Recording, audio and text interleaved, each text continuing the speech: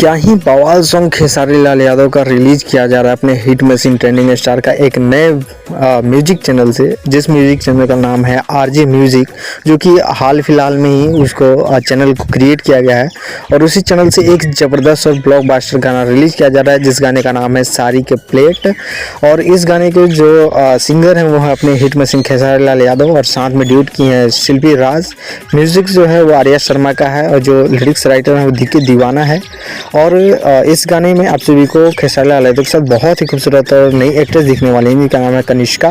और इस गाने को आप सभी के बीच में 15 अक्टूबर को रिलीज किया जा रहा है सुबह 11 बजे आरजे म्यूजिक भोजपुरी चैनल से, जो कि एक नया चैनल है। और अभी लगभग उस पर सिर्फ मोशन पोस्टर रिलीज किया गया है, और 15 तारीख को आप सभी को फुल गाना उस पर देखने को मिलेगा। बहुत ही खूबसूरत गाना है, तो आप इस गाना को जरूर देखिएगा। और अभी जाके मोशन पोस्टर को और चैनल को सब्सक्राइब जरूर कीजिए। तब तक के लिए इतना ही, मिलते हैं किसी और नए अपडेट साथ। तब तक के लिए बाय, जय हिंद, जय भोजपुरी।